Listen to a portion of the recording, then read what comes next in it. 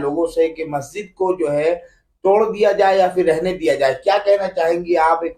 वकील भी है, और इस तरीके का जो सुझाव देना क्या सही है या क्या कहना चाहेंगे? देखिए, बर्बाद गुलिस्ता करने को जब एक ही उल्लू काफी है, जब बर्बाद गुलिस्ता करने को जब एक ही उल्लू काफी है, हर शाख पे उल्लू बैठा है, तो अंजाम गुलिस्ता क्या होगा? देखिए, एनडीएमसी की तरफ से एक नोटिफिकेशन जारी जरूर हुआ था, लेकिन उसके बाद एनडीएमसी ने जब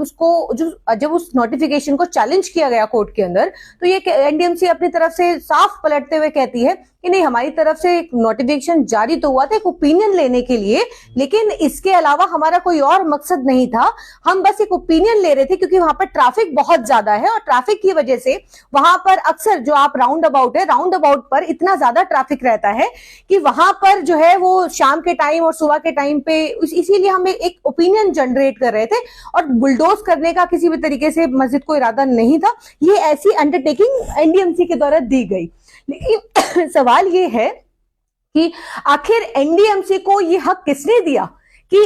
ये इस तरीके का नोटिफिकेशन जारी करें, और नोटिफिकेशन जारी करके वो ये कहें कि आप ओपिनियन दीजिए कि मस्जिद रहनी चाहिए नहीं रहनी चाहिए। बात ये है कि 150-200 साल पुरानी एक धरोहर, जो हमारी ऐतिहासिक धरोहर है, हेरिटेज है, जिसको हेरिटेज का 2011 के अंदर हेरिटेज का दर्जा मिला है, तो उस मस्जिद को लेकर के, क्योंकि एनडीएमसी के पास क्या सिर्फ और सिर्फ मस्जिदों का खाका है क्या दिल्ली के अंदर, और दिल्ली क्या और भी जगहों पर जिस तरीके से हम देख रहे हैं कि लगातार मदारिसों और मस्जिदों को जिस तरीके से निशाना बनाया जा रहा है, क्या हेरिटेजेस जो है सिर्फ और सिर्फ एक मस्जिद ही एनडीएमसी को दिखाई देती है क्या? राउंड अबाउट में जहां पर आप देख रहे हैं कि करोल बाग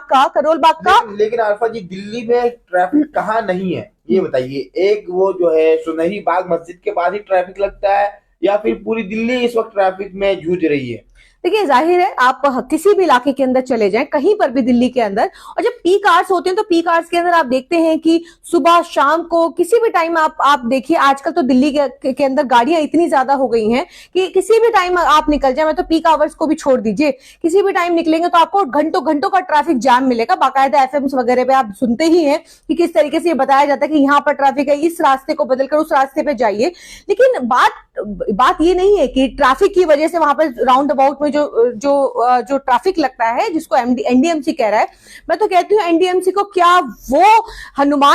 वो जो स्टैचू बना हुआ है करोल बाग का राउंड अबाउट का, तो क्या वो नजर नहीं आया जिसको बाकायदा हाईकोर्ट ने 2 जजेस की बेंच ने ये कहा था कि ये यहाँ से एयरलिफ्ट करके हटाया जाए इसको? वो अनऑथोराइज जहां पे लोग शिकायत कर रहे थे, जो बाकायदा ऑर्डर है, वो एनडीएमसी को नजर नहीं आता है कि उसको एयरलिफ्ट कराया जाए, जो राउंड अबाउट की जो सबसे बड़ी समस्या है वहां पर। लेकिन नजर क्या आया? सुनहरी मस्जिद, जो सुनहरी मस्जिद दूर दूर तक वहां पर, जो क्योंकि सारा लुटियन जोन है, और लुटियन जोन के अंदर आप देखेंगे तो मेमन मार्ग है, उद्योग भवन है, रेल भवन है, कृषि भवन है, सारा जो ये जो आसपास बने हुए हैं,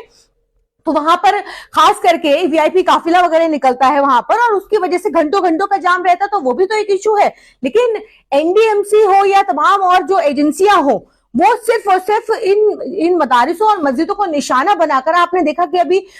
एक मदरसे को तोड़ा गया, 5 घंटे की लगातार बुलडोजर की कार्यवाही चली और उसको तोड़ दिया गया, क्योंकि इस तरीके के ओपिनियन जनरेट किए जाते हैं, और जनरेट करके इसको तोड़ने की कवायद वहीं से शुरू हो जाती है जब ओपिनियन मांगा जाता है। आधे लोगों को पता होता है, आधे लोगों को नहीं पता होता है। हमारी जितने भी इबादत गाह हैं, उन इबादत गाहों को इसी तरह से तोड़ा गया है। अगर इस पर भी, जैसे वो लाल मस्जिदों, 5 सेंट्रल विस्टा के अंदर 5 मस्जिदों को निशाना बनाया गया था, जब कोर्ट में मामला गया तो फिर एफिडेविट सरकार देती है और कहती है कि नहीं, हम इसको नहीं तोड़ेंगे। देखिए, ये सारी चीजें हमारी इबादत गाहें हैं, और अगर अवेयर और जागरूक नहीं होंगे तो जाहिर है ये तो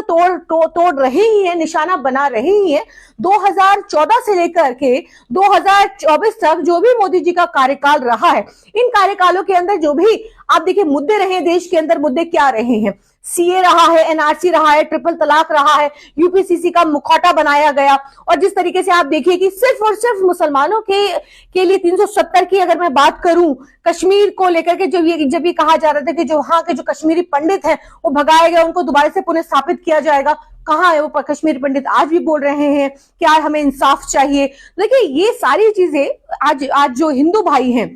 140 करोड़ की जनता ये आज पूछ रही है कि आप क्या मुसलमानों के प्रधानमंत्री हैं, तो कहानी उल्टी पड़ गई कि आप सिर्फ मुसलमानों के प्रधानमंत्री हैं, आप सिर्फ मुसलमानों के लिए कानून बनाते हैं। हमारे बच्चों का क्या, हमारी महिलाओं की सुरक्षाओं का क्या? कि जिस तरीके से सड़क पर आप मध्य प्रदेश की घटना देख लीजिए, अब तो राजस्थान और छत्तीसगढ़ की तस्वीरें भी सामने आने लगी हैं। आप ये बताइए कि आप क्या मुसलमानों के लिए सिर्फ कानून बनाएंगे? हमारी महिलाएं जो सड़कों पर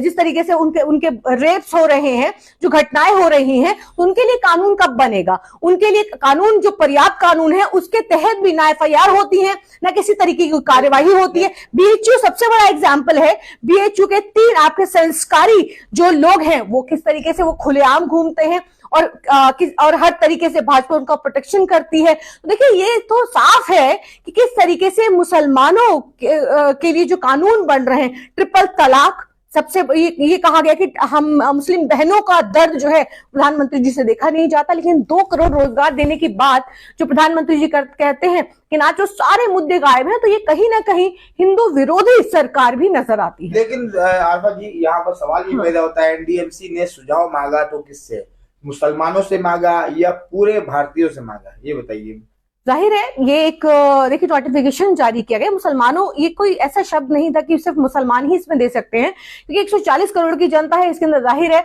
वो लोग भी ज्यादा बड़ी तादाद में वो लोग भी शामिल होंगे जो इस मेल के थ्रू ये कहेंगे कि नहीं, ये मस्जिद यहाँ से हटनी चाहिए। वहां कम तादाद के जो लोग हैं जिनको मालूम ही नहीं है, क्योंकि ऐसी खबरें जो हैं वो आज जिस तरीके से सोशल मीडिया प्लेटफॉर्म से ऐसी जगहों पर जल्दी पहुंचाई जा रही है, क्योंकि आज जिस तरीके से देश के अंदर नफरत आज परोस दी गई है, लोगों को सिर्फ धर्म के नाम पर इस तरीके से बांट दिया गया है, जबकि अलग अलग धर्म के लोग इस देश के अंदर रहते हैं, लेकिन फिर भी ये कहा जाता है कि नहीं, ये तो हिंदू राष्ट्र हम बनाने की तैयारी में है। यहाँ पर देश संविधान से नहीं चलेगा, देश तो सिर्फ और सिर्फ धर्म के नाम पर चलेगा, जिस तरीके से आज चलाने की कोशिश की जा रही है। और आप अगर बात करें कि क्या एनडीएमसी ने क्या सिर्फ एक तबके से रिपोर्ट मांगी है, तो जाहिर है आप उसका नोटिफिकेशन देखिए कि नोटिफिकेशन के अंदर किस तरीके से क्या कहा गया, और वहां पर ज्यादातर जो मेल्स आ रहे थे उस मस्जिद को हटाने के लिए आ रहे थे। तो आप किस तरीके से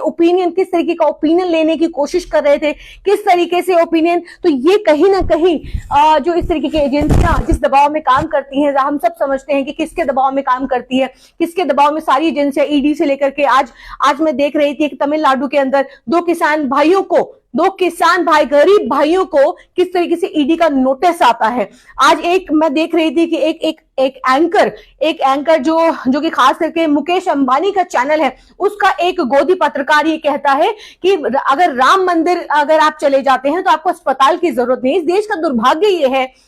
इन जैसे पत्रकार आज इस देश को वो दिखाने का काम करते हैं, अपने चश्मे से वो दिखाने का काम करते हैं, वो दिमागों में बिठाने का काम करते हैं, जो आज देश की जनता आज अंधभक्त बन करके उसको फॉलो कर रही है, देख रही है, सिर्फ राम के नाम पर सिर्फ और सिर्फ किसी भी तरीके का। अभी आप देखिए कि एक सोशल मीडिया पर लगातार एक न्यूज वायरल हो रही थी शारिक खान और जुबैर खान की, जो कि एक ये बताया जा रहा था कि किस तरीके से फर्जी मेल बना के एक देवेंद्र तिवारी नाम के व्यक्ति ने खुद को ही मेल कराया और कहा कि देखिए बॉम्ब से उड़ाने की धमकी अयोध्या और योगी आदित्यनाथ, और ये कहा गया कि जो एसटीएफ चीफ हैं उनको बॉम्ब से उड़ाने की धमकी दी गई। तो इस तरीके के प्रोपेगेंडा चलाए जाते हैं। मैडम, क्या लगता है कि ये तारीखी मस्जिद जो है सुनहरी बाग मस्जिद, ये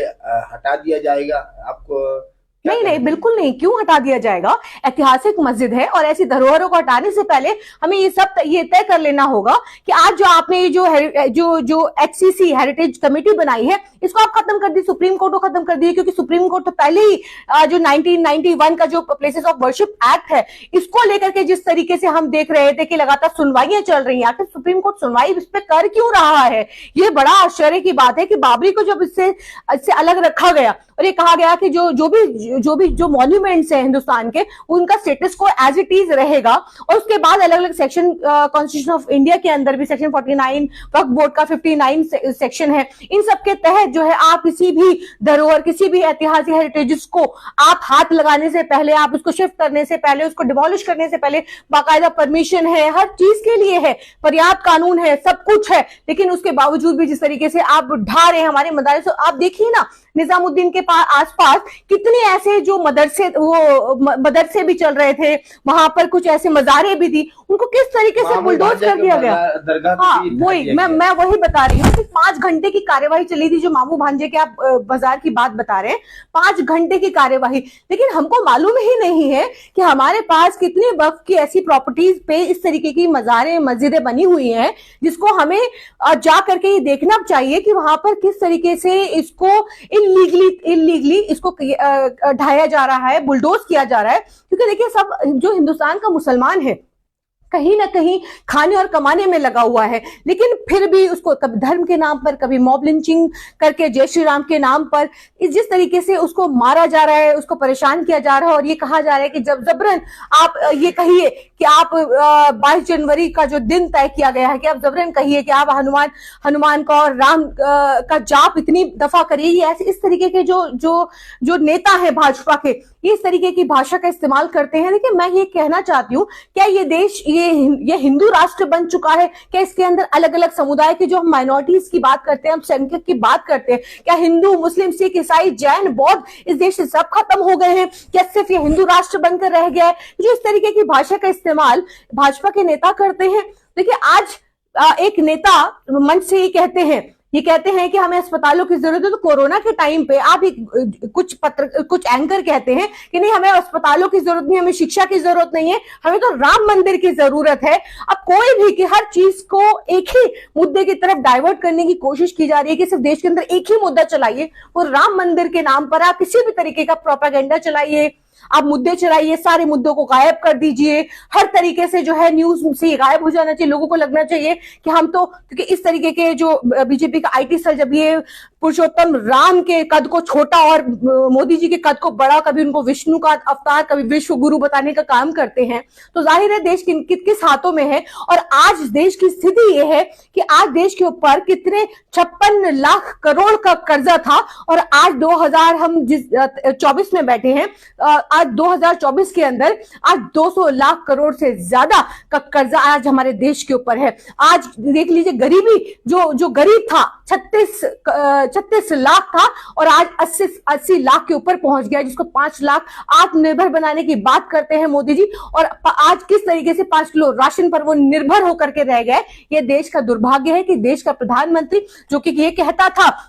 मैं झोला उठा के चल दूंगा, किसी दिन ये कह देगा कि देश तो बिक चुका, मैंने अडानी को बेच दिया, अपने परम मित्रों को बेच दिया, और अब मैं रात के अंधेरे में झोला उठा करके निकल जाएगा। ये कहेगा कि मैं देश तो नीलाम हो चुका, गुलाम हो चुका। तो आज वो दिन बहुत नजदीक है कि जब वो दिन आएगा और हम सिर्फ और सिर्फ एक ही हमें मुद्दा दिखाया जाएगा कि सिर्फ और सिर्फ देश के अंदर मुद्दा एक ही है, ताकि रोजगार की बात ना हो, आज महंगाई की बात ना हो, ये तमाम जो मुद्दे हैं उनकी बात ना हो, देश दोबारा से गुलाम बन जाए।